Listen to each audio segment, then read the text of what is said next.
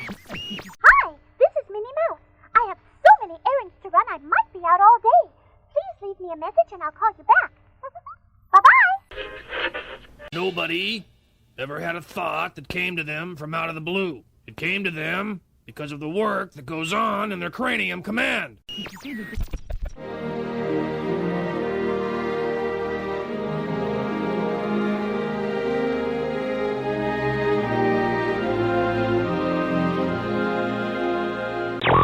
Now, where's everybody else? Oh, they're coming on the monorail. But, Fozzie, the monorail doesn't come through here. Okay now, boys, if you just stop carrying on like, we just might dedicate this next song to y'all. WDW Radio, your information station. Hello, my friend, and welcome to the WDW Radio Show, your Walt Disney World information station. I am your host, Lou Mongello, and this is show number 560, and I'm here once again not only to help you have the best possible Disney vacation experience, but I also want to bring you a little bit of Disney magic wherever you are with the podcast, my live video broadcast on Facebook every Wednesday night, books, audio tours, special events, and more. And whether it's your first time visiting the parks or have been hundreds of times, if you're planning a vacation or just love the history, details, secrets, and stories, there's something in the show for you. And each week, I'm going to take you from the parks to the screens and everything in between. If you're a new listener, welcome. Be sure and go back and check out some or all of the old episodes. You can find everything over at WDWRadio.com and subscribe to the podcast in iTunes. So the Gran Destino Tower opened this past week and will not only change the way you look at Disney's Coronado Springs Resort, but I think the entire moderate resort category as a whole. From a remarkable new tower building to suites, a concierge lounge, 4 dining options, and breathtaking views, it is a resort that has something for luxury travelers, convention attendees, and families. And this week, we're going to take a detailed look and virtual tour of the entire resort and some of the many reasons why you need to visit. I'll then have the answer to our last Walt Disney World trivia question of the week and pose a new challenge for your chance to win a Disney Prize package.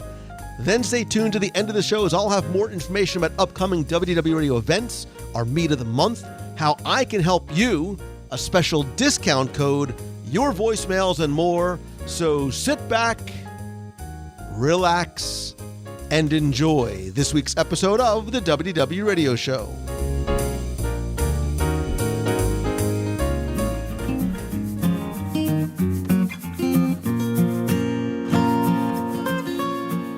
On July 9th, 2019, the Gran Destino Tower officially opened to guests with a celebration that completed a multi-year reimagining of the entire Disney Coronado Springs Resort that included new restaurants, a new arrival experience, new rooms, new lounges, new amenities, new views, and an array of new experiences that complement a complete reimagining of the resort's original guest rooms and dining. And I and many other friends were invited to attend a preview of the resort the night before its official grand opening. And this week, we want to share our review, experiences, and thoughts with you. And that's why I have wanted to welcome back Susanna Otis from Xanaland.com. Hello, it's been a while. You may remember Xanaland from such shows as 337, Getting the Most Out of Mickey's Not So Scary, 368, How to Keep Cool and Beat the Heat at Walt Disney World, which I think we recorded at the old Fountain View, maybe, at Epcot. And then we did a review of What's New at the Poly back on show 403.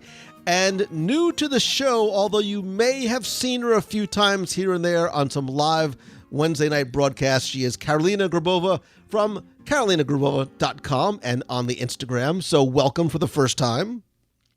Thank you, Lo. Hi, everyone.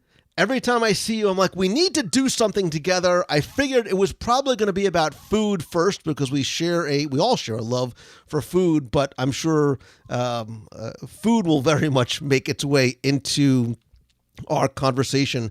But we were all invited by Disney to be part of this pre-opening media event. And I will tell you, first and foremost, I had really no idea what to expect before I walked in. Other than seeing concept art and some releases from Disney, I really tried to stay away from any sort of previews or spoilers in terms of what's to come, other than making sure I went back and watched the short film on which the Gran Destino Tower was based, because I think a few Disney fans may not realize that the name Gran Destino is a tribute to a project that Walt himself worked on as part of a collaboration with his friend and artist Salvador Dali back in 1945. The film was started back then, but due to World War II, production was halted, and it wasn't until around 2000 or so, when Walt's nephew, Roy E. Disney, helped to get the short finished. And if you've never seen it before, I'm not sure if this is the correct way to go and watch it, but I know it's out there on YouTube. It's a 7.5-minute, beautiful short with not a single line of dialogue that really is a love story between this mortal woman, Dahlia, and Kronos, who is this immortal personification of time. And it's beautiful. It's certainly very Dali-esque. You see a lot of the influences there from the film. And we were talking beforehand, had you known of the short or had seen it before you knew you were going to be going to the Gran Destino opening? I personally knew about the short, but I haven't seen it before. I actually saw the short in one of the TVs at the lobby at Gran Destino. I had personally seen it. I'd learned of it back, I think, when we went to, I'm not sure if it's mentioned in the Walt Disney Family Museum, but I had, heard rumblings of it either at D23 Expo or somewhere. And we had gone to the Salvador Dali Museum in St. Petersburg a few years back. And they obviously talk about it there in the museum itself, but at the time we went, they were also doing a specific Walt Disney exhibit. So we learned all about the history, and it was really, super interesting. And it's, whether you like surrealism or not, I know it's like a tough subject for some people, but it's still just a beautiful testament to, what was going on with creatively between Walt Disney and Dali. Yeah, and even the music is beautiful in the background. And I think before you visit Gran Destino, you should go and watch the 7.5 or so minute short film, because there is so much inspiration that is taken from the film throughout the resort. Some of those tributes are a little bit more subtle than others, and it's almost like hunting for hidden Mickeys in terms of hunting for some of the hidden dahlias and the hidden dandelions throughout the resort. But let's sort of take a 30,000-foot overview of it first, because I think when a lot of people heard that this was being built as part of Coronado Springs, I think for years, Coronado Springs, while I've always considered a very well-themed resort, that sort of blending of modern and old world tradition in the resort, I think it's always had this accidental moniker of being known as the convention resort. A lot of people, it's the largest convention center in Walt Disney World. That too has undergone a remarkable transformation, much as the entire Coronado Springs has done before. But I think Coronado, in terms of being a modern resort, was one that I always felt was a bit overlooked sometimes by the non-convention guests, because I did always find that it was unique in not only its theming of the resort, the pool areas, and the number of dining experiences that were in there. So have you guys ever stayed at Coronado proper before Gran Destino? I did. I actually spent my 4th of July, not this year, prior year, at Coronado, and I love it. I love also the fact that it's a convention resort. You know why? Because while most people is working inside the convention center, guess what? The pool is empty. The bus line is empty. So I love it. It's my favorite pool in the whole entire resort. And it has beautiful sunset views from the lake. Yeah, I agree. We had stayed there a few times over the years, and not since the refurb, though. So I have to go back and check out the rest of the rooms. But definitely agree on the pool. It's always, and it's a huge pool. So it's not like some of the other resorts where you're like all crowded in, or you have to find a quiet pool somewhere else. Like there's enough space for everyone. And also, we used to just go over there for dining a lot too. When Maya Grill first opened, we would go there a lot because you could always get a reservation, and that was back when we were all meat eaters. So they had a great steak there as well. But the food court, before they redid it, was always a fun thing. It's still, a great option. There's lots of different places there, and it's never super crowded, like Carolina said. Yeah, Rick's Lounge for years for me was always sort of my hidden hideaway go-to late night. I think it's a little bit more of a sports bar lounge than it is now. But for years, it was a wonderful night spot that, again, if there was no conventioners in town, was empty, had a wonderful bar and appetizer and drink menu. And there was always, it's relatively small, but they had music and dancing and stuff like that. So it was a neat sort of place, like you said, to go for dinner and then maybe stay for drinks. And even outside when it's not, crazy hot, being able to sit at some of the outside areas and overlook the Villa del Lago or the dig site pool area was wonderful. But Gran Destino, in a lot of ways, I think changes all that for the better. So taking the updates and upgrades that have been happening to Coronado itself, including new rooms, and even I spoke at the convention center right before and then right after. Some of those rooms have been updated and I think modernized a little bit. The Gran Destino Tower has a very, very different look and feel from the moment that you pull up to the porte cochere to that moment that those glass doors open and you step inside. And I will tell you, again, having not even looked at concept art, it was a breathtaking view. And my immediate reaction was it felt like a Vegas hotel. And I want to qualify that by saying a nice Vegas hotel, right? An elegant, modern Vegas hotel in terms of it was bright, it was airy. It's that 2-story lobby with the bank, the wall of windows on the as you walk in made me almost feel like Aulani. So if you've ever walked into Aulani, it's that same kind of thing. You get to look not just through the wide open lobby, but through the windows out to Lago Dorado itself. And you instantly, again, if you've seen Dali's work, if you've seen Destino, the Dali style is very much brought into the exterior and the interior in terms of that fluidity and that squash and stretch, almost sort of animation trope that is in there. But I found the lobby to be breathtakingly beautiful. I love the color scheme, and it was both modern and yet elegant in this sort of, Catalan modernism type style with those Moorish type lanterns hanging and the bronze screens, which were instantly recognizable as being inspired by the patterns of the Destino film. What were your initial thoughts, Carolina, and then Susanna, on the lobby when you first walked in?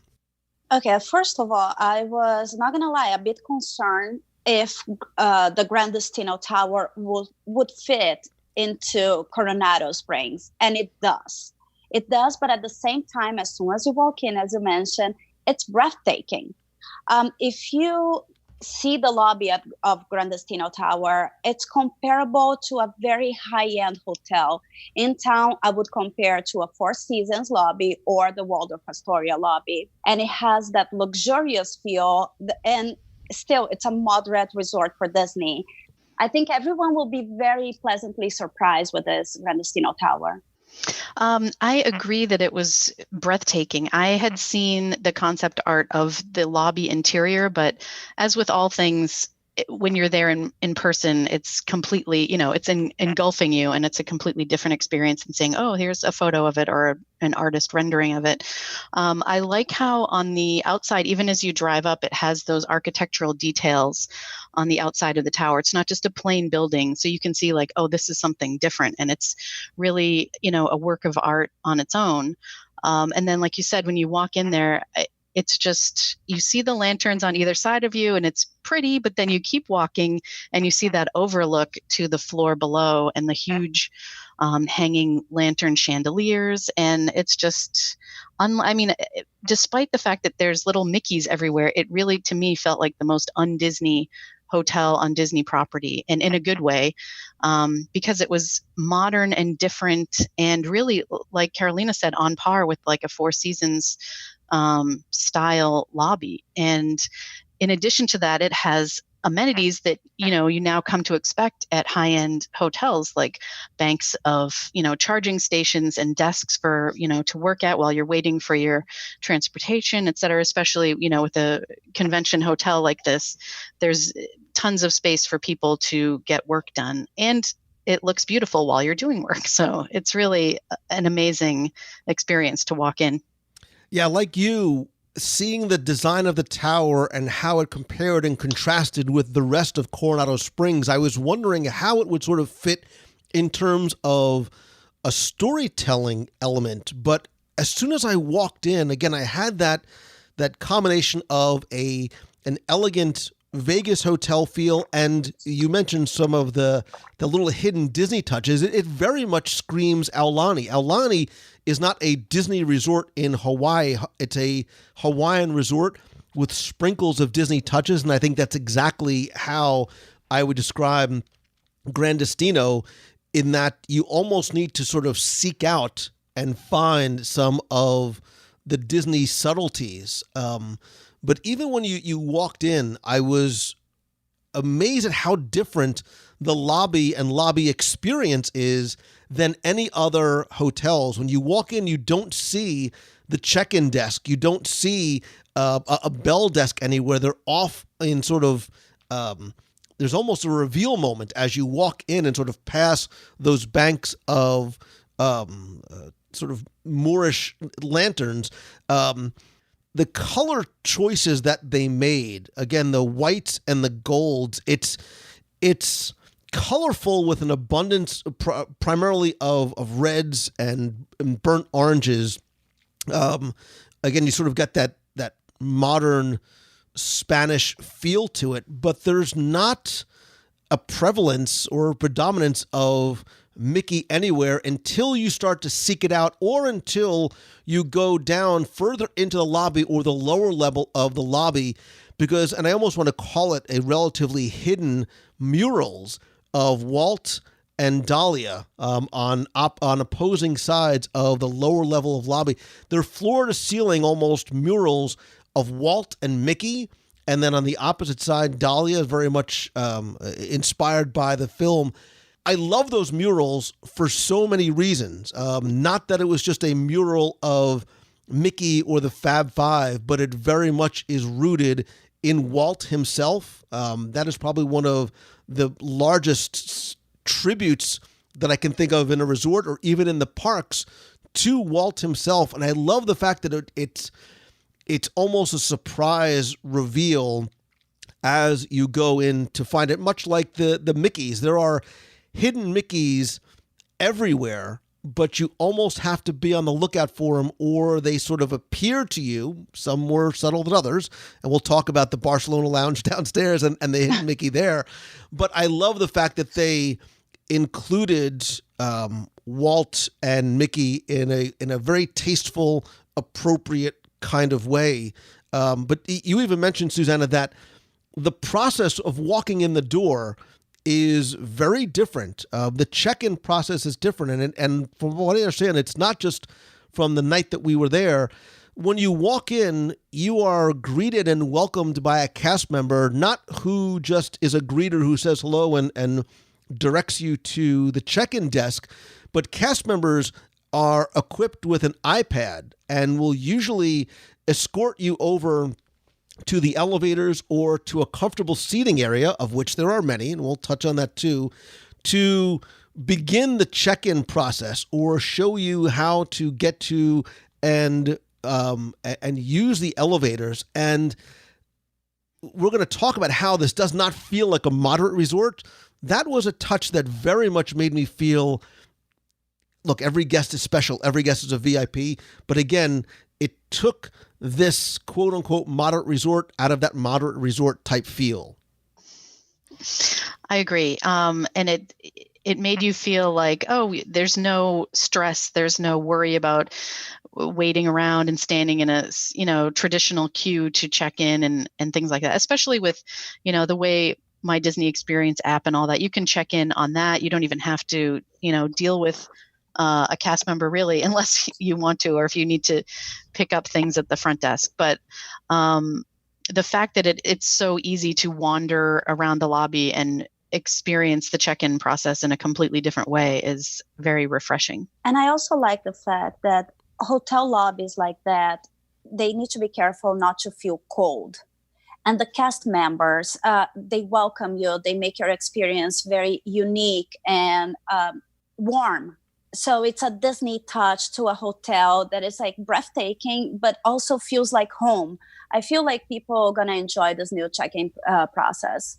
And I think one of you mentioned too, the abundance of public and comfortable seating spaces, especially downstairs in the lower level lobby by the Barcelona Lounge. There's a ton of places to sit and wait, to gather, to work.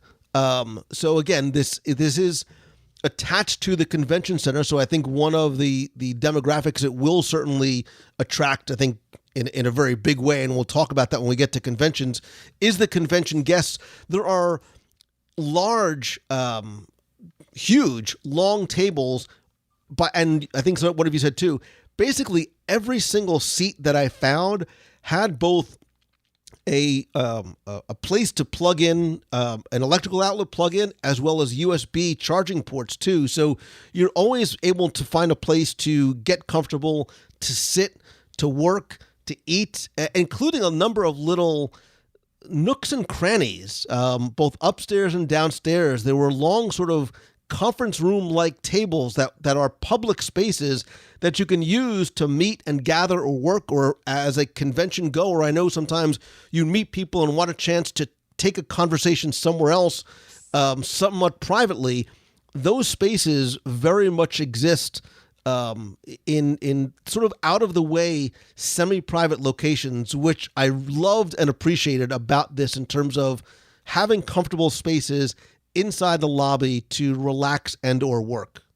I agree. And there's that whole little boardroom thing to the right in the back of the lobby as well. So if you had to have a quick, check-in meeting or a, meeting before you all leave the resort with your team, if you're there, for a convention or a work situation, there's that for you too. Yes, if this resort was popular for conventions before, now they've taken up a notch, and it's going to be even more conventions coming to Coronado, I feel like. Yeah, it's and I think it's going to attract a different type of guests, and I think we'll talk a little bit more about that. But we keep on let's talk about the 800-pound moderate elephant in the room, because we keep on alluding to all the reasons why we think that this is more than a moderate. And we can almost do a top 10 reasons why Gran Destino is not a moderate resort, because there are some things that are quantifiable as well as some of the intangibles. There's a wider variety of options in terms of dining. There's a wider variety of options in terms of things to do. And to very quickly I want to, if you hear us talking about conventioners, I think this is very much not necessarily geared towards conventioners. In fact, just the opposite. And one of the reasons why I think it's more than a moderate are some of the things that they have that other moderate resorts don't have. For example, like they have their own, not that will ever venture in there, but I hear that they have the La Vida Health Club, which a lot of the other moderate resorts don't have. They also have a number of experiential activities for guests to do that have nothing to do with conventions at all. So the resort experience guide that we were given when we checked in was pleasantly surprising to me, because I expected this to be really an extension of a convention hotel. But in fact, there's a lot of activities to do, including the Colors of Coronado. So it's a master-led painting class held on Sundays. There is a self-guided nature walk. There's the Running of Coronado fun run every Wednesday morning in Destino Plaza. There are wellness activities. There's yoga, aqua fitness blast, and outdoor fitness blast. I have no idea what any of those words mean, by the way. There is a stained glass art class where you can design and create your own Spanish-inspired masterpiece in an art class. The Gran Destino Fire Pit is going to have nightly fireside gatherings and storytelling of the resort's inspiration. There is, like I said, the La Vida Health Club. There's wood carving, painting, abstract portraiture. The pool, although there's not a new pool here, the Lost City of Cibola pool and the dig site pool is a very, very short walk over a dedicated pathway from Gran Destino. So some of the things that they have really help to take this out of the quote-unquote traditional moderate resort. And in fact, a number of cast members that I spoke to while we were there kept on describing this as not a moderate resort, but a lifestyle resort. And not that this is necessarily a new official category, but I think it's a new way to classify and approach these resorts when it comes time to book your next vacation. Yeah, I think it definitely raised the bar. And like you said, there's so many activities, and the stained glass one, I wish I had time to run over there and do that, because it sounds really cool. I'm going to have to check that out someday. But yeah, it's just a whole different, they've really and truly raised the bar. And I think over at Caribbean Beach, when they redid their lobby thing, it was kind of this in the restaurant area, and they added Sebastian's. I think that was like step one of this. And of course, now they're adding Riviera as well. So hopefully this is just, the wave of the future at Disney, and we're going to go up and up. I feel like families that go to Gran Destino, stay at Gran Destino, they're going to love this hotel as well. As I mentioned, there's so many activities, and there are Disney touches. Plus, you have the whole, the old, I would say, Coronado Springs Resort. So that's so much to see and to do, so many activities. And I feel like they're going to bring even more activities in the future as well. I love this description as a lifestyle resort, because that's exactly what they are offering to guests. Well, and I think something else that is a game changer, and I think you're right, Susanna, in terms of thinking ahead with Riviera and what else might be coming down the pike, changing perceptions or almost the categorization of value, moderate, and deluxe, and making those a little bit more fluid in their descriptions, because Gran Destino is a game changer resort. And I'm not, that's sort of hyperbole, because there are things here that you won't find in any other moderate level resort. And we'll sort of use this to sort of springboard to discussion of the rooms. But for the first time ever, they have a club level lounge in a moderate resort. No other moderate has a club level. I know Coronado tested this like a decade ago, but it never stuck. So here they have the Kronos Club, which, if you've ever been to a concierge lounge before, depending on your room category, affords you access to the lounge that has small snacks throughout the day. There's more substantial food options during breakfast, lunch, and dinner hours. There's an abundance of snacks and drinks, both alcoholic and otherwise. Again, super subtle, minute, deep look. Everything speaks. The Disney touches. You've seen Mickey Mouse butter before. I'm not sure if you've ever seen Mickey Mouse sugar. Did you see the Mickey Mouse sugar cubes inside too? Oh yes. Right. Like a cool little touch that you're like, they didn't need to do that, but they did. And that lounge is spectacular. Yeah, I mean, it really was one of the nicest concierge lounges I've been in. And I mean, I'm sure that's because it's brand new, but also it's not just hidden away somewhere and tucked in. It's got amazing views as well and relaxing spaces to enjoy those views. It's really a place where you can unwind and not have to worry about, oh, where are we going to go next? What do we need to get food and our reservations aren't until this time. It's just a perfect addition, especially because of the convention aspect to it. I think a lot of, higher managers, et cetera, will be taking advantage of that, as well as I'm sure you're going to discuss the fact that there's presidential suites, which is a first as well. So yeah, it's a whole new world. Yeah, they were telling me about when I was visiting Kronos, and if you are with your family, you come back from the park and, your child is still hungry, but it's kind of late. You can go to Kronos and they always going to be having something available as snacks and food. And they had cookies plus that Mickey-shaped sugar cubes. It feels special. It is a place that you definitely feel special. That's a great addition to this resort. And again, it's big, it's bright, it's comfortable, which I really liked. So there are plenty of places to sit, and even for kids to sort of get comfortable from those bank of couches. There's TVs there. Again, there are subtle hidden Mickeys. But what I like about this too is everything for the most part is serve yourself in terms of the food and the abundance of drink options that are there. And like you said too, the views, and the views, again, a huge selling point of Gran Destino as a whole. From that lounge, I can see it being a place that you're going to want to go in the morning before you make it out to the parks, maybe take a break throughout the day, and then come back to and enjoy in the evening. And that, to the Kronos club level lounge is, I think, for me and a lot of other people, a huge attractor, because you're going to get that lounge type experience at a different price point than you would for a deluxe level resort or Disney Vacation Club property.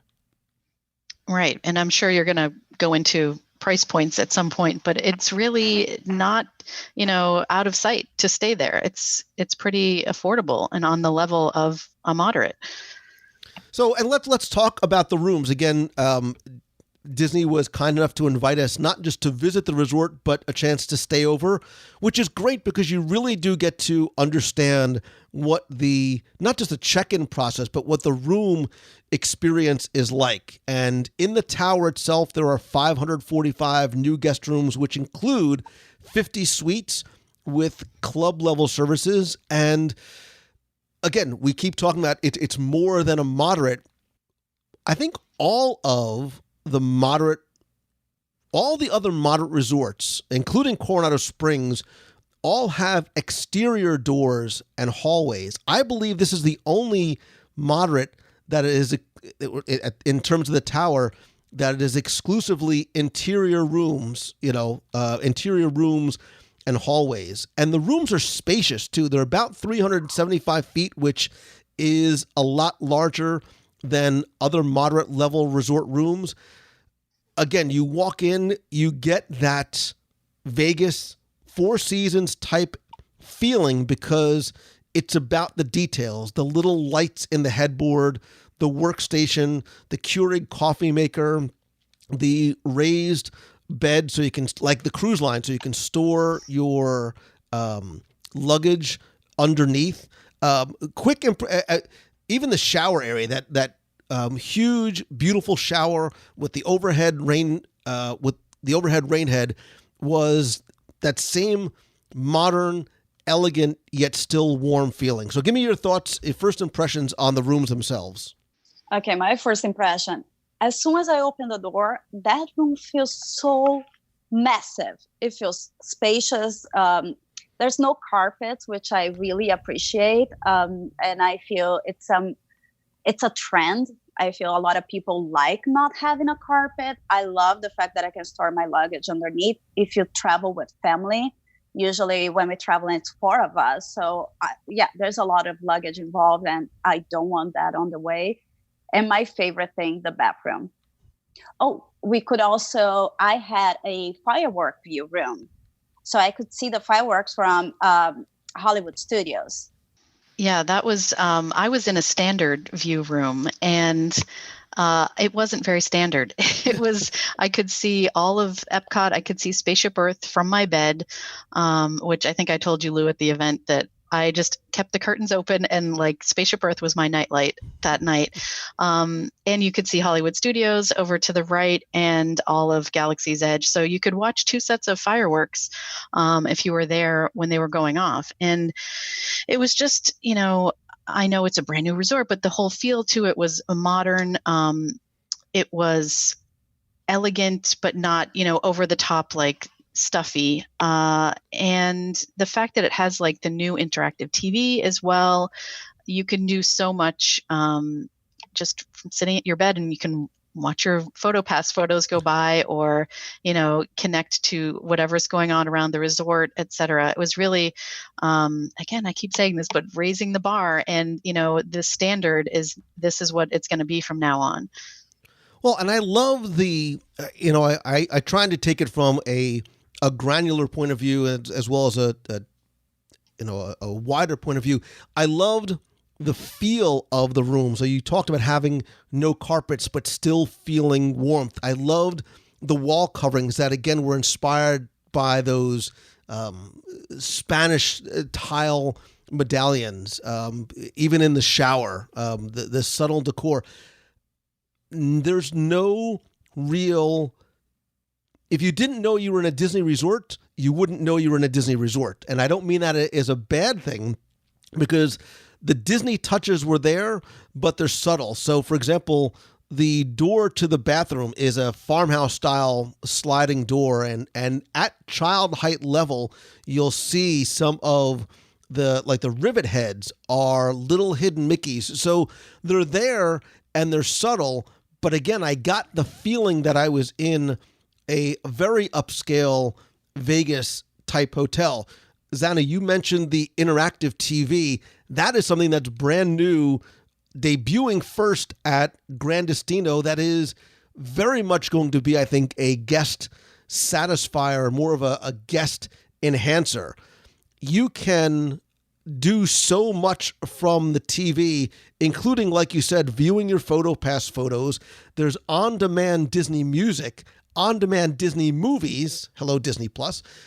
You can connect it to your mobile phone easily and securely. So if you want to stream your own YouTube videos, Netflix, whatever it is, you can stream it from your own device, or even just share your own photos of the day so your family can watch it.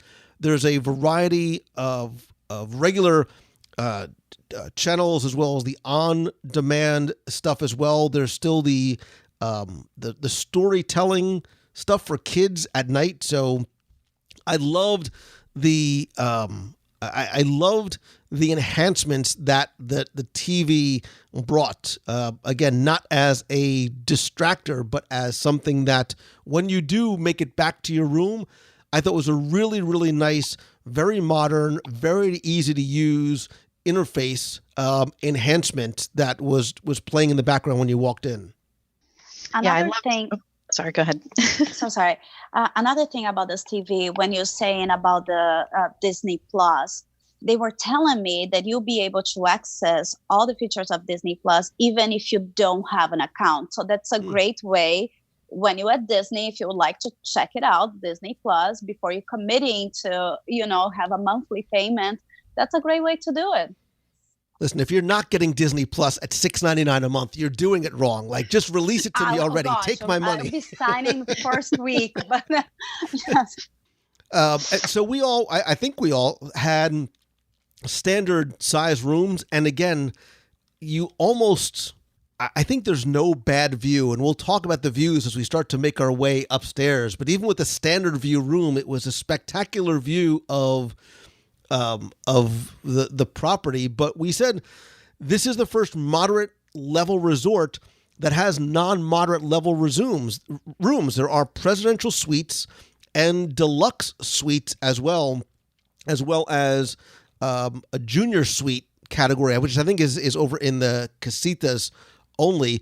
So here there's 44 deluxe suites, 4 king suites, and 2 presidential suites. And I know we got a chance to tour one of the deluxe suites, which is about 750 square feet.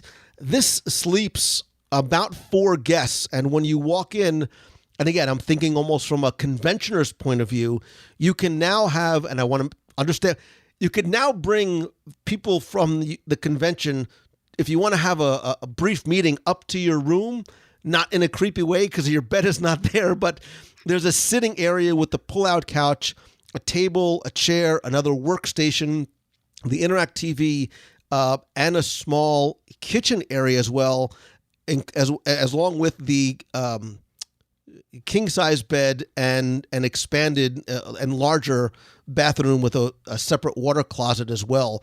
The suites, I thought, were, again, beautiful and spacious, and I don't mean in a bad way, but didn't necessarily feel like a quote-unquote traditional Disney moderate-level room. Did you tour the... I agree with you. I agree. I feel it doesn't matter if you're there for work or if you're there with your family and need more space. The suites felt amazing. It's completely separate spaces. You can close the door and you have privacy in your room, so you can use either the living room, as you mentioned, for meetings, or your kids can stay there and they can be watching, different TV shows than you want to watch, and you have that option. So there's a lot of flexibility when it comes to the rooms at Coronado Springs now. I agree. I loved the suite that we got to tour, and just being able to spread out if you have a bunch of family with you. And I loved the little details, like even the bathroom adjacent to the bedroom of the 1-bedroom suite. It has a huge glass window, so you can still see the view, but the part from like the neck down is frosted, so you don't have to worry about people out there with binoculars. Does that happen a lot to you? Other people? But no, that was just a nice touch to like not just put a wall there, but to keep the view, so it really brightened up the whole suite. And I think that's the thing. All of the spaces are so light and bright and airy, which is really what I loved. It's so clean and so bright. And in terms of cost, I was very pleasantly surprised in terms of where this sits price point wise. So going through all of the different categories of rooms, a standard view room in the tower can start from about $234, and I've also heard people say that they have found some rates that have actually been lower than that. A water view will be about $279. Again, these are subject to change depending on timing and availability. They go up to club level starts at about $330, deluxe suites around $550, and then you go up to the 1-bedroom and presidential suites, all of which have club level access. So, off season, you're looking at under $250, which may be just a few dollars more than some of the other Coronado Springs room, but it still falls within that moderate resort pricing. And I think when it's off season, in terms of off season for conventions, and you have a Florida resident or an annual pass holder discount, you're going to get under $200 a night for a standard view room in the tower. Yes, you also have, it makes you feel like your dollars are stretching longer, because it feels like you paid so much more for that room, in my opinion. And when you go there, when I left the hotel, the first thing I did was to go to Disney website, because I'm like, there's no way. How much more will that cost? And I was so surprised. It's moderate price. Yeah. And, I think we may have even mentioned it when we said it to about the lobby. Getting to your room is sort of half the fun, because, again, you're escorted by the cast member over to the bank of elevators, and you're literally taught how to use them. And this is something that's starting to become a little bit more of a trend. you no longer just have an up or down button from the lobby. You now choose which floor your room is on, and the screen will direct you to which of the 6 elevators, A, B, C, D, or F, you will go to. And then when you get into the elevator, it's almost a little unnerving at first because there's no buttons. There's just a small screen that tells you which floors you're going to stop at. But you no longer have to sort of worry about, which elevator. I thought it was really neat. And again, this is something, from what I hear, is starting to get rolled out in more upscale resorts elsewhere. Yeah, I thought it was, I've seen it, and I think even experienced it on some other cruise lines, non-Disney cruise lines. And it takes just a minute, learning curve of figuring it out and making sure that you're doing the right thing. I didn't even notice at first that the screen is telling you, here's where your elevator is in the bank of elevators. So, I mean, there's really no way to get lost or not do it right. But again, they show you how to do it at first. And it's really a super cool and fun experience. It makes fun little magical noises when your elevator gets there, and you have the fun lady telling you lower lobby. So that's always fun too. No, I had to fight the urge to press buttons. Every single time I was inside the elevator, my first reaction was to try to reach for a button. Yeah. I love those new elevators. So I think I think we've been avoiding the really the most important part of Gran Destino Tower. It's the dining. And I saved the best. Don't laugh at me. I was getting to dining sooner rather than later. I'm always hungry.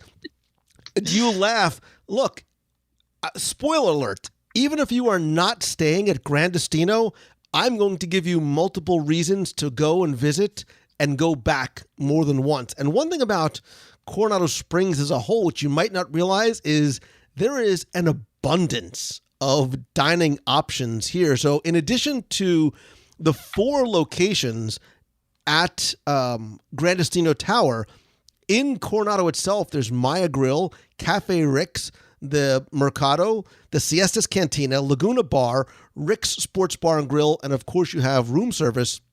But here, there are 4 different locations in order to have different dining experiences. Let's start from the lobby, because downstairs on the first floor is the Barcelona Lounge, which is a spectacular long, in terms of width, bar, which sort of transforms from morning to afternoon and night. So you can start off the morning with pastries and cafe con leche, and probably I didn't take a picture of, I don't have the picture of the menu in front of me.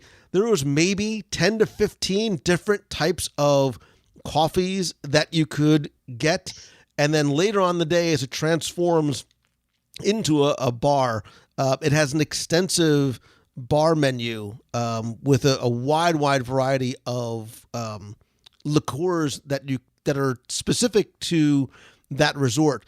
But I was thinking, again, from both a family guest perspective, as a place to grab something quick in the morning, and as a conventioner wanting to come back and meet and talk with people in a beautiful, relaxing, comfortable, open environment, the Barcelona Lounge, again, does not feel like it has that, I have to say, it has that Vegas type feel with one of the best, coolest, largest hidden Mickeys that you may or may not have a tough time finding. Yes. I think it's almost like a little secret, because even when you come in the lobby, the first thing I did was go to the edge of the second story and take pictures of downstairs and the chandelier. You can't see Barcelona Lounge from there. It's not until you go down the stairs and you look, and it's just this beautiful stained glass Gaudi architecture design. I hope I'm saying that right. Gaudi, I don't know. But, it's very prevalent in Barcelona itself, and it's immediately recognizable as that. However, like you said, they've subtly put in a very large and not super standout hidden Mickey. So it's just an amazing little place there. And it's not just a bar. Like you said, there's a million different coffees, and it's really a great addition, I think. Barcelona is stunning. It's one of those places that you want to go downstairs to take pictures, to enjoy, of course, coffee and a drink evening time, but it's just so pretty.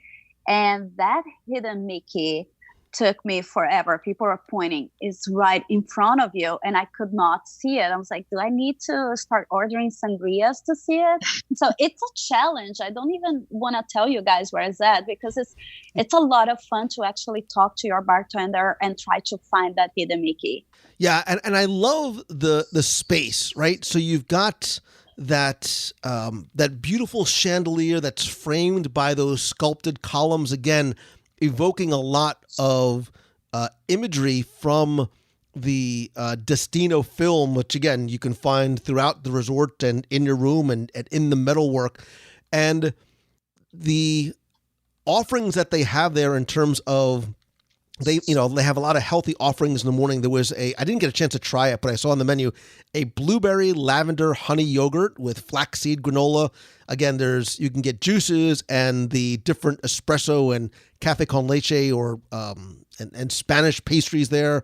And then later on in the day, as it transitions to this sort of artisanal cocktail bar with a huge gin collection that they have, including a signature Gran Destino gin tonic, which is crafted in-house and infused with orange and saffron. There are wines from Spain and California, American craft beers, and then the coffees are served throughout the day in the evening. It sort of it doesn't do anything different, but it transitions throughout the day. Other locations include not just in the tower, but outside. And Three Bridges, oh, how I cannot wait to go back and explore and enjoy all that you have to offer. This is not in the tower, and it sort of sits right in the center of Lago Dorado, and is an open-air waterfront restaurant that has phenomenal entrees, shareable plates, great cocktails, and signature sangria pitchers.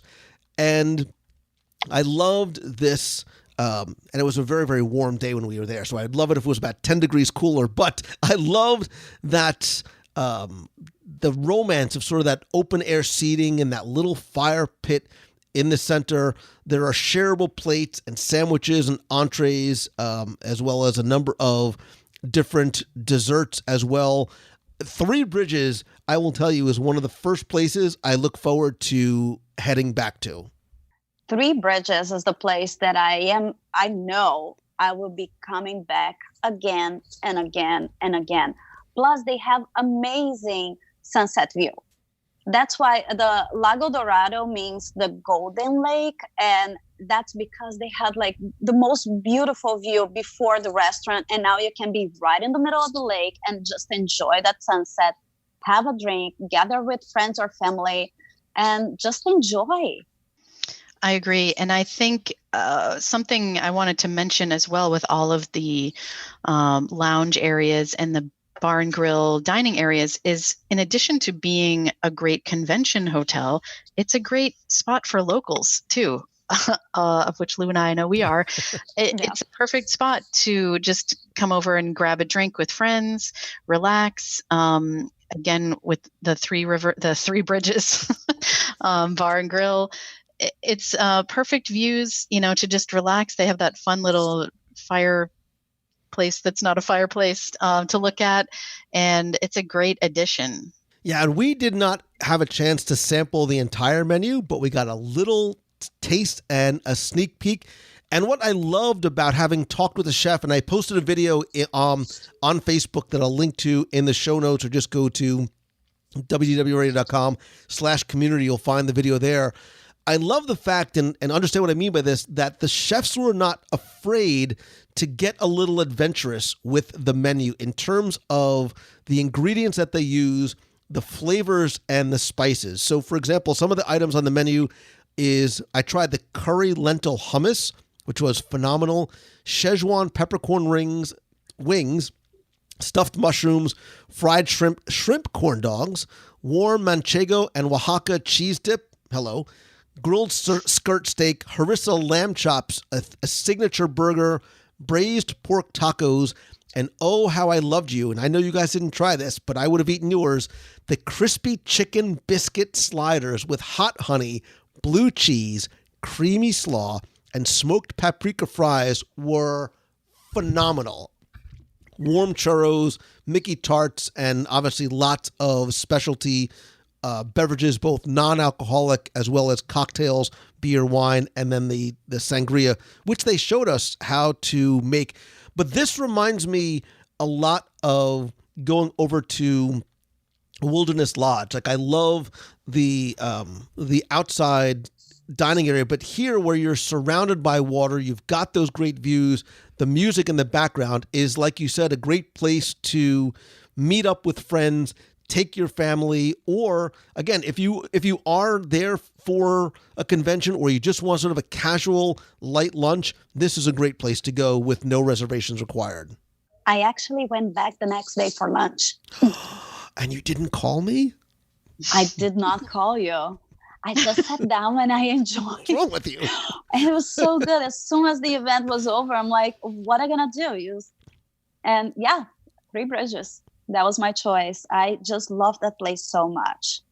Yeah, I love the lakefront ambiance and that Spanish American inspired cuisine. I will definitely be going back and doing a full review just because I need an excuse to go back and eat again. There you go. But up on the top floor, and I think these two locations are going to be incredibly popular, is Toledo, the tapas, steak, and seafood restaurant, and just across the hallway is the Dahlia Bar. I almost don't know where to start first because I love both of these locations for different reasons. The Dahlia Lounge is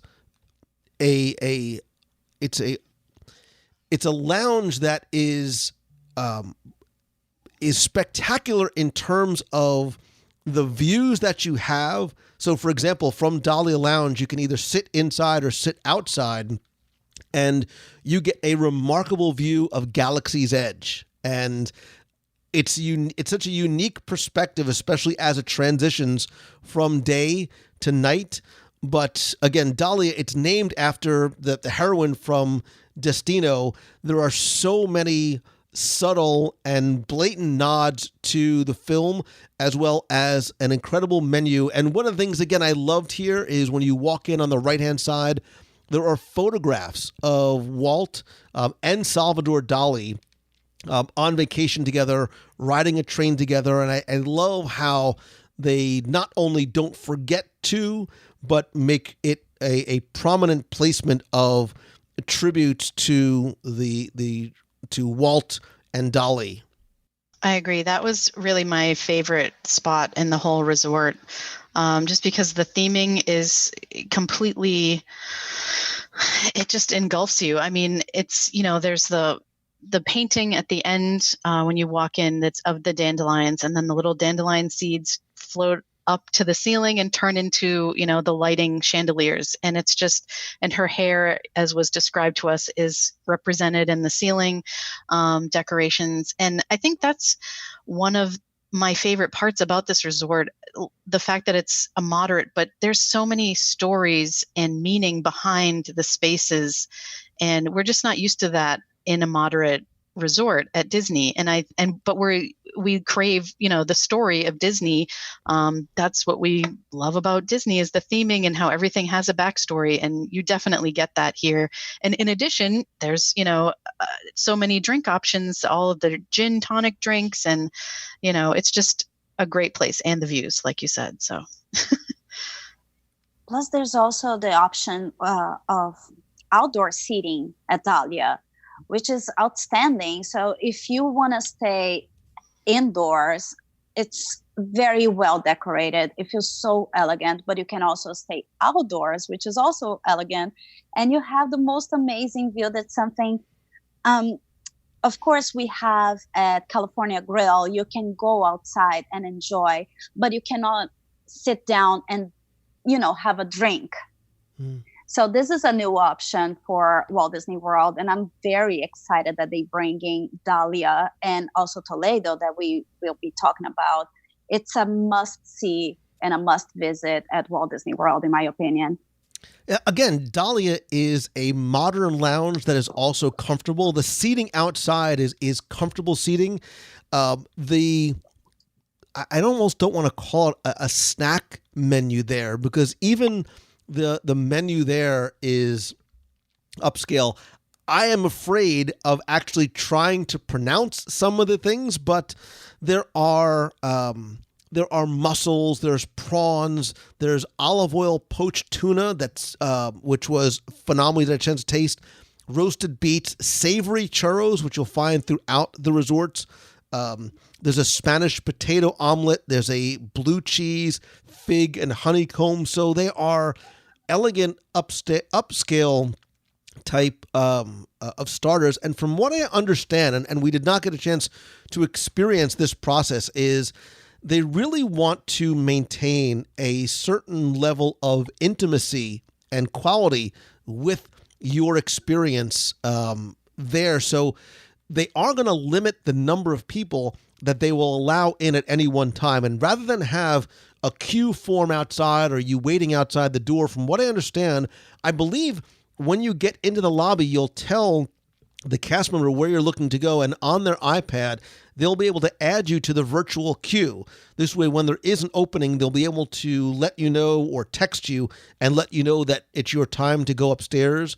Because I think it does, again, add to the elegance and the intimacy of that space, as opposed to going upstairs and you finding a queue, as you do sometimes at places like, Trader Sam's or wherever there's a queue to get inside. So that is a place too. I want to go back in the evening, again, with a group of friends, share a number of appetizers and the wide variety of specialty cocktails that they have crafted just for that location.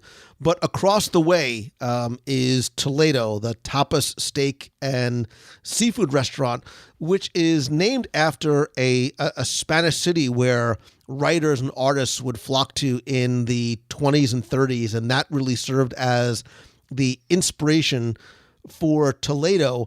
Again, before you even get to the food, you walk in and the ceiling is just so spectacular and dramatic with those stained glass accents. It is floor to ceiling windows on both sides, so you are surrounded and engulfed by the views of all of Walt Disney World property that I think you really can't get. I know I was trying to think where else on property can you get views like this, because even California Grill is, for the most part, mostly Magic Kingdom, but here at Toledo, you really get an almost 360-degree view of entire property, and that's even before we start to touch on what is on the menu.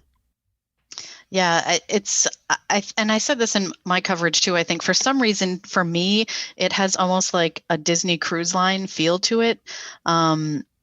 I don't know if it's just the decor or the fact that like even the ceiling is, a work of art, and that you have the views on either side of you. You're thinking like Enchanted Garden type. Yeah, I guess I think I did see some people saying the Enchanted Garden correlation there, but it's just like such, I don't know, it's elegant and it's interesting to be in, and it's like an experience. It's not just you're going for dinner or whatever you're going to experience there. It's an experience. It's, sights and sounds and taste, of course. Yeah, the Toledo dining room is a showstopper. And the way the lights on the ceiling, they has all the artwork, and it changes colors, and it's just so beautiful at nighttime. Yeah, the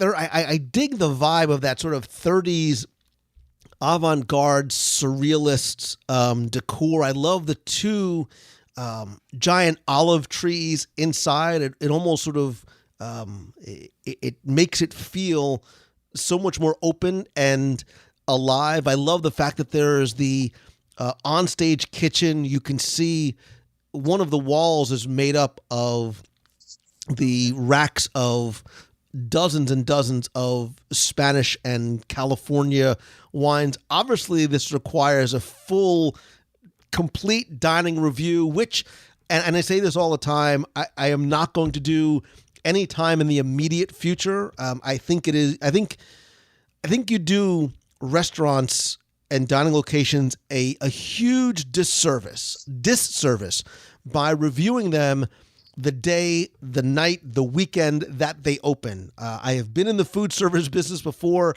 and I understand how when a restaurant opens to the public for the first time, there are not only so many moving parts, but there are kinks that have to be worked out, from the kitchen to the front of the house to the guests So to go in opening night on a Saturday night and say that service was slow and food, of course it's going to happen. You need to allow them some time, and that's exactly what I'm going to do with Toledo and Three Bridges and Dahlia and Barcelona I'm going to go back and eat there. Don't worry about it. But before I actually review it on the show, I do want to let them work it out. That being said, we did get to go in and sample some of the food from the menu. Now, we weren't able to select off, which was a very unique way of presenting the menu. It sort of comes on an almost like a leather wrapped board, and there were three different sort of fold up. It almost reminded me like of an old like triptych type map that had your appetizers and then your entrees and then your desserts. And when we do a full review, we'll go through. But we were able to sample a few of the items as well. And one of the things that I noticed, and I know you mentioned neither of you are meat eaters, is that, and this is a trend that's been happening for years at Walt Disney World, is you no longer have to seek out or specifically ask for or talk to the chef about getting a vegetarian, vegan, gluten-free menu item. Those are standard options. And one of the things that I loved that I tried many of was the non-seafood based, I don't know how they described it, a non-seafood plant-based crab cake. I don't know what was in it. It was delicious. All 17 of them that I had were phenomenal. But it is a steakhouse as well as, it's called Plant-Based Seafood. It's a vegan presentation of classic seafood, crab cakes, calamari, scallops, and citrus-infused couscous. There's chicken, there's fish, there's bone-in pork chops, there's a ribeye for two. I could just sample on all of the different side dishes that were there. I know, like I said, I think we were able to sample maybe 4 or 5 different items from the menu. But the thing about Toledo is it is another, and when I say upscale, I don't necessarily mean prohibitively expensive, because it's not. I'm looking at the prices for entrees that range from the mid-20s to maybe the mid-30s. All of the appetizers look as though they're about $10 to $15 or so. So when I say it's a signature type dining experience, I don't mean signature in terms of price. I mean signature in terms of type of experience that you're going to have, in terms of an elegant dinner in a beautiful environment with spectacular views. You no longer have to try and get the California grill, catch it at just the right time in order to catch fireworks. You can do that same here. There are 4 different private dining rooms. Some of them are actually quite large, so you can have a larger party or something smaller and more intimate. I think, Susanna, you were sitting in one that maybe sat 10 to 12 people, because I remember I couldn't sit with you. Still broken up about. I offered you a seat. But it's a place that I want to, go back to, and I can almost see the evening, maybe starting off at Dahlia or starting off at Toledo and ending off in Dahlia, or vice versa. I think Dahlia and Toledo is a combo. They should be, you should be going to both. I think they complement each other extremely well. The food at Toledo, I thought it was outstanding. Again, my favorite dish was the same as yours. It was the crabless seafood plant-based. The crabless crab cakes. Sorry, I don't know the name of it, but I asked the chef, and it was made with palm hearts, and it's just delicious. It feels like a crab cake. Flavors were spot on. Again, it's a upscale experience, but brought to the moderate, so you don't have to be spending so much money, and you can have that lifestyle.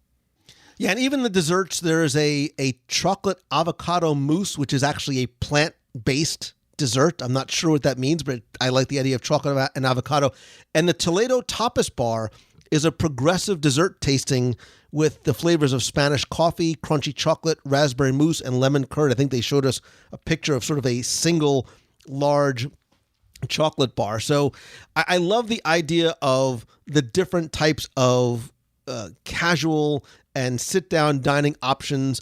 I don't know. I know somebody, when I was broadcasting live, somebody asked if there was a sit-down breakfast location, not in the tower itself, but you can go over to El Centro and eat there. And same thing in terms of a refillable mug station. I don't believe there's a refillable mug station in the tower itself, but you will be able to find it on the Coronado side, which is a short covered walk, by the way, from the tower. You can walk inside from the tower, because this is going to be the new check-in location for the entire resort. And the other thing I did want to mention too is we talked at the beginning about how this was sort of no longer in my mind a convention resort. However, there are convention facilities. So Coronado is the largest, and having been even recently upgraded, beautiful convention facilities. But there are what I consider to be sort of non-traditional additional convention and meeting spaces here. So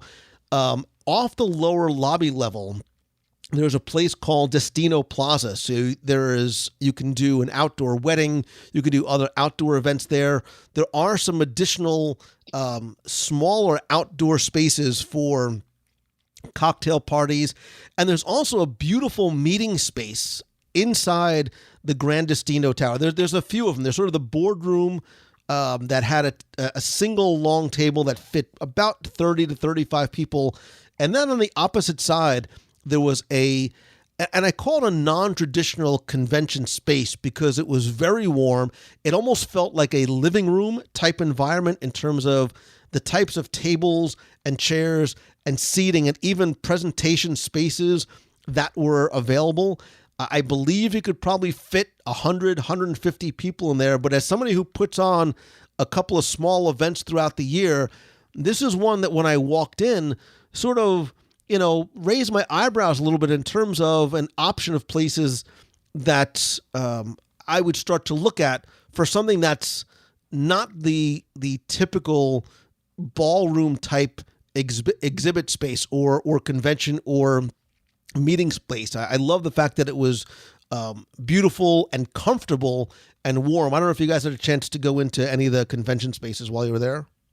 Yes, I toured one of the convention spaces, and as we were talking, they were showing me it's all about versatility. So it doesn't matter what kind of event you're going to be holding at the resort. It could be like a conference, but it could also be rehearsal dinner for your wedding, for example. They have options, and they can customize everything from the space itself to the finishes and decorations. It's beautiful and extremely modern.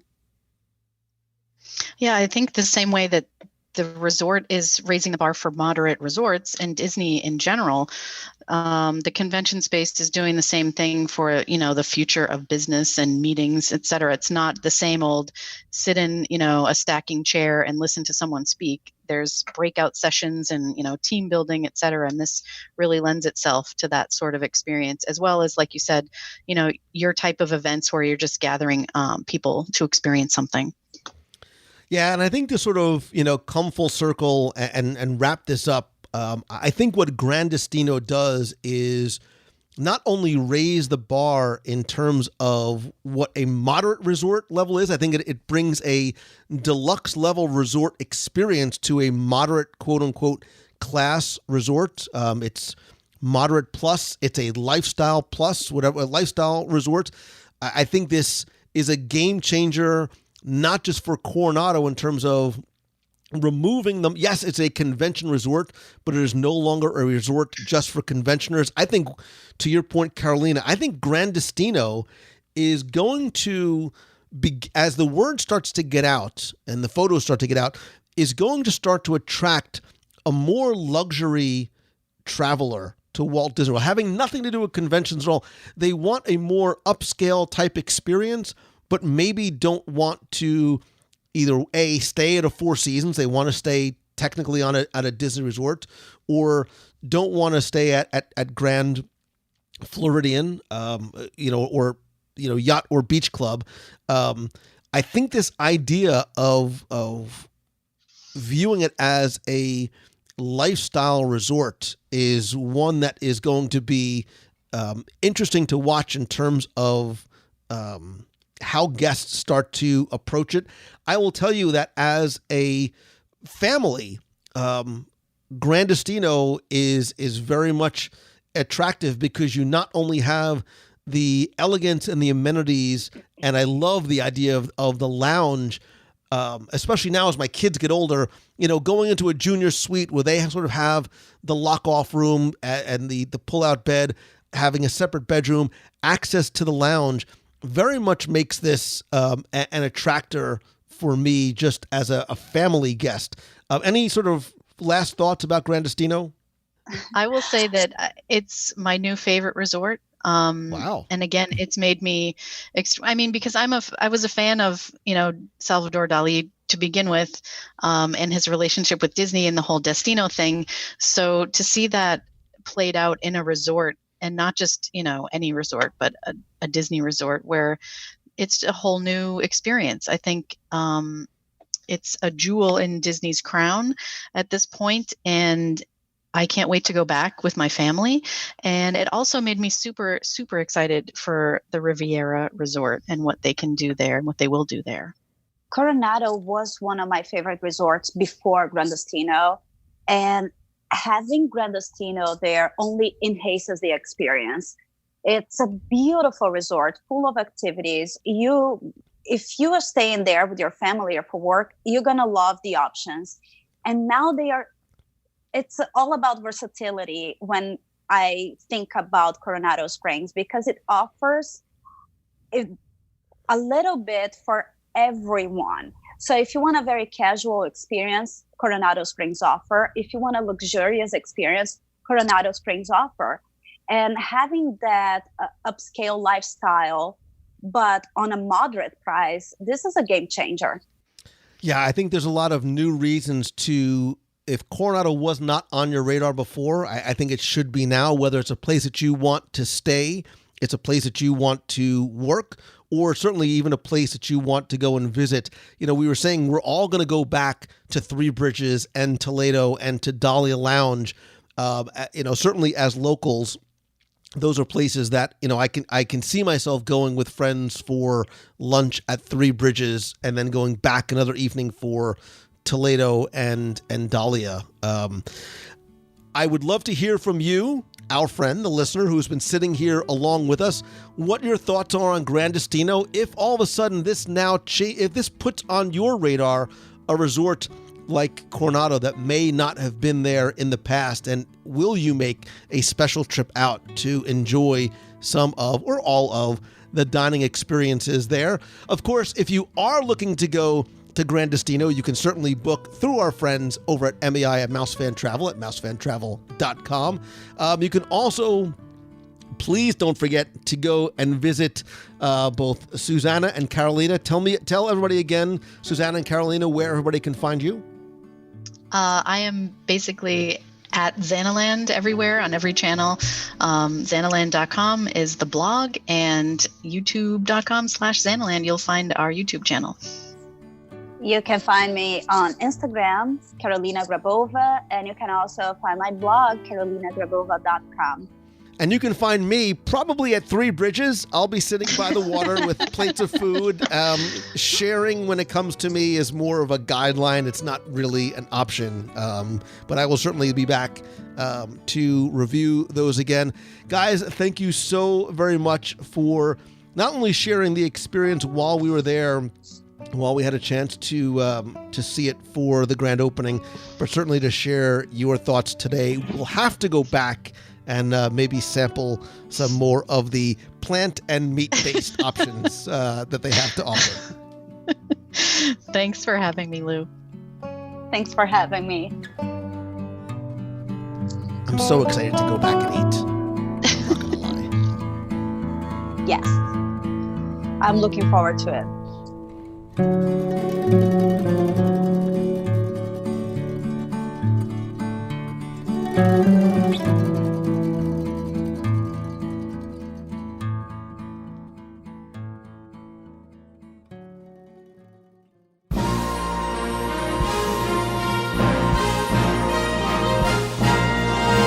It's time for our Walt Disney World Trivia Question of the Week, where I invite you to test your knowledge of Walt Disney World history or see how well you pay attention to the details, sometimes know what you see, hear, or yes, maybe even eat. If you think you know the answer, you can enter via our online form for a chance to win a Disney prize package. But of course, before we get to this week's question, we're going to go back, review last week's, and select our winner. So last week I asked you to simply finish this sentence. Here in this modern high-tech facility, we have perfected blank. So first, let me thank the hundreds of you, nearly 1,000 of you who entered, got this one correct, and knew that here in this modern high-tech facility, we have perfected Muppet Vision 3D. Now, the first time Kermit says it, he's actually interrupted by a door opening with the crash and the ironing board falling down and Zoot telling him to be careful. But then he goes on to say that they've perfected Muppet Vision 3D, a new film process, which we're about to demonstrate to you, and of course, introducing the Swedish Chef. I won't torture you with my bad Swedish Chef impression, but what I will tell you is that I took all the correct entries, randomly selected one, and again, last week you were playing for all of my digital products, which include my 102 Ways to Save Money for an at Walt Disney World book, all 7 of my virtual audio walking tours of the secrets, histories, and stories of Magic Kingdom, both of which, by the way, still available on iTunes and on Amazon, a WDW Radio vinyl sticker, a pop socket for your phone, and a WDW Radio t-shirt. And last week's winner, randomly selected, is Ellen Barston. So Ellen, you used the online form. I have your shipping information. I've got your prize package ready to go. I will get that out to you right away. If you played last week and didn't win, that's okay, because here's your next chance to enter in this week's Walt Disney World Trivia Challenge. So we're talking obviously about Gran Destino Tower and Disney's Coronado Springs Resort, and I mentioned that the main pool area, so very well themed, very cool, is known as the Dig Site. It is a quick, short walk from the Gran Destino Tower, and if you've ever been there before, you see that it represents an archaeological find of an old Mayan temple in the lost city of Cibola. And in the middle of the pool area is the iconic Mexican temple and the waterfall, and this week, all you need to do is tell me what is the name of the Mexican temple found in the center of the pool area at the dig site at Disney's Coronado Springs Resort. You have until Sunday, July 21st at 11:59 p.m. to go to WDWRadio.com, click on this week's podcast, use the online form there. Again, you're going to get all the digital products, a vinyl sticker, a pop socket, and I will throw in another WDW Radio shirt. So good luck and have fun.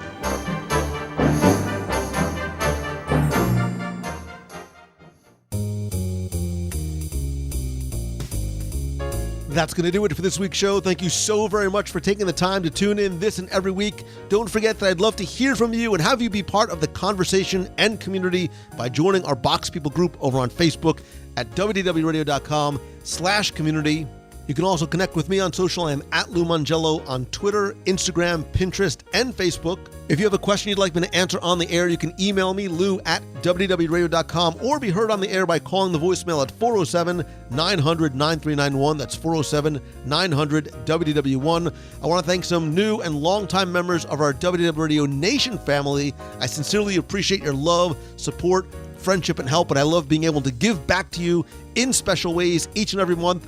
I want to thank some new and longtime members like Christopher Anderson, Dave Toast, Amber Cassidy, Gary Hassara, Tracy Funk, Melissa Krim, and Dean Bailey. And if you want to find out how you can not only help the show, but get exclusive rewards every month, including monthly scavenger hunts, we have a private Facebook group, custom Magic Band covers, logo gear, t-shirts, backpacks, monthly care packages from Walt Disney World, exclusive live video group calls, early access and discounts to special events. You can visit www.radio.com/support. And don't forget that not only is it completely optional, but it is a great way for you not only to help the show, but support our efforts through the Dream Team Project to benefit the Make-A-Wish Foundation of America. And don't forget that as much as I love connecting with you online, I still believe that nothing beats a handshake and a hug. It's why I continue to do monthly meetups and events in Walt Disney World and on the road. Our next meet of the month is our annual Day at the Disney Water Park. That's going to be Saturday, July 27th at Typhoon Lagoon. We will meet first thing in the morning when it opens. We'll make camp and spend the day together with some fun and some sun and probably a lot of food. To find out more and to RSVP, visit the events page at www.radio.com/events. There you can also find out about other upcoming events, including our cruise out of New Orleans in February, as well as other meetups on the road and Adventures by Disney. Stay tuned. I'll be posting some on-the-road meetups soon, as I am traveling to speak, not just here in the U.S., but I'll be traveling to Europe later on this year as well.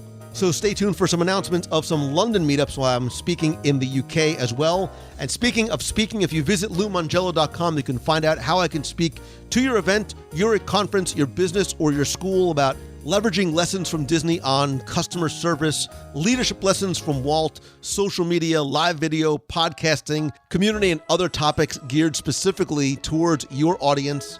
Again, to find out more and learn how I can speak to your event, either in person or virtually. While you're there, you can also find out more about my Momentum Weekend Workshop in Walt Disney World. It is 2 days built on inspiration, education, and community, and how to execute on what you learn right in the room, work with others to help take your idea, your brand, or your business to the next level. I'm going to announce our first round of speakers, including our keynote speaker this week. But more importantly, if you're thinking of attending, the event is now more than 50% sold out, but I am going to give you a special discount code just for being a friend and listener. If you use code WDW Radio 100, one word, WDW Radio 100, you can save $100 off your ticket. Again, to find out more, visit LouMongello.com. Thanks as always to Becky Mankin and the team over at Mousefan Travel, my official and recommended travel provider. Whether you're going to Gran Destino or any Disney destination around the world, they will give you the best possible prices, all available discounts, and it all comes at no cost to you.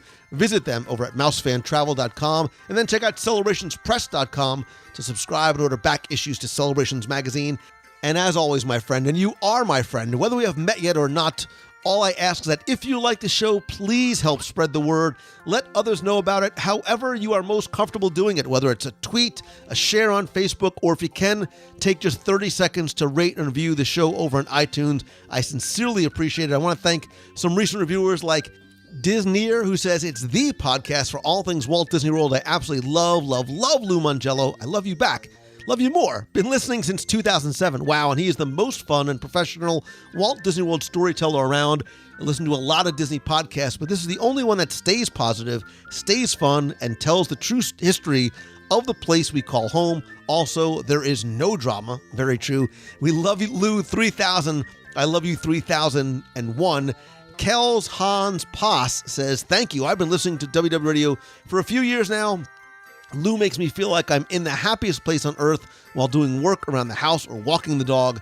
His podcast brings back wonderful memories of my Disney College Program 2013 at Liberty Inn and Epcot. Keep making magic, Lou. I'll be listening. Kels and Diz and all the other people who have taken the time to leave a review, I sincerely appreciate you. Again, just search for WDW Radio on iTunes or go to www.radio.com/iTunes and it'll show you exactly how and where to do it. And again, I need you to know just how grateful I am every single day to you and for you for the gift of your time and your attention. I know how valuable they both are. And if there is some way that I can help you, whether it's working with you, momentum, or even just something you want to hear on the show, please let me know.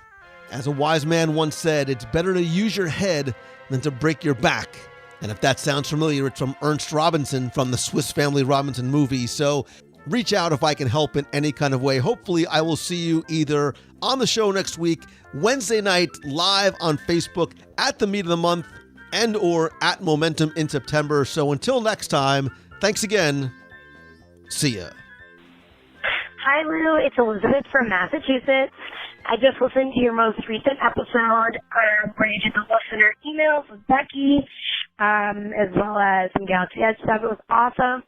And you guys just asked, what are ways that you incorporate Disney in your everyday life, which for, all of us who don't live close enough to get to is definitely a key to getting our fix, as you said. Not only do I listen to your podcast, but I am also a teacher. So I actually feed my room each year after something related to Disney. And the kids love it. It always is a conversation starter. It's something they recognize, which I really like. And it always is just fun for me, too, as the teacher, to kind of show them something that I like and I enjoy. So that's one way I incorporate it. Not only that, but I have a close friend who did the college program, and she and I will often just get together, watch a Disney movie, have some fun, talk about stuff. So that's always good, too. So thank you for all the hard work that you do, making sure that we all can experience that little bit of Disney in our everyday lives when we're not at the parks or getting to experience it in another way. I know that we all appreciate it, and the hours upon hours of work that you put in really does not go unnoticed. So thank you so much for all you do, and have a magical day, everyone. Bye. Hey, Lou, it's Christine Morrison from Flowertown, PA. I just got out of work. It's a Monday, 5:30, driving around to some other clients' houses. But I listened to the latest podcast today, and it was awesome. I love when you guys do the email segments. And you did put 2 questions out to us. How do we get our Disney fixed? And what are some special things that we've done for our kids, I think is what you said, for like birthday stuff. So my son Chase, we went to Chef Mickey on our last day for breakfast, and I had them sing happy birthday, and I had ordered him a cake. And it was actually very reasonably priced. I think it was like $35 for the cake. And it looked like Mickey ears, but it was all white, like white ganache and white chocolate ears and vanilla cake. And he loved it. We surprised him with that. And then how I get my Disney, because, I really get to go down every year. I listen to your podcast, number 1. I'm on the Nation page all the time. And then I listen to Radio Disney, which is awesome. Z-Park Radio, I'm sorry, not Radio Disney. Z-Park Radio, which is amazing. Makes me smile every day. And then things I used to do with the kids, we used to have Disney Movie Day, like once a month. We'd have a movie night, and it was a different movie every month. And we'd set up like a little concession stand, and one of the kids would be in charge of taking everybody's ticket. Somebody would be in charge of handing out their snacks, when they go up to the concession stand to get snacks, and then we'd sit down and watch the movie. And we also used to play Disney trivia on TV. It was like a trivia game you could play on your television. And then we used to play Disney Bingo on the TV. So all kinds of ways that you can get your Disney fix. You've been getting Disney magazines, another good way. So I haven't gotten that yet. But anyway, just wanted to call that in real quick. Everybody have a great week. I'll see you in the box on Wednesday. Sounds like it's going to be a good one. We're going to get taught how to draw Donald. That would be pretty awesome. Make somebody smile, you guys. Have a good one. Bye-bye.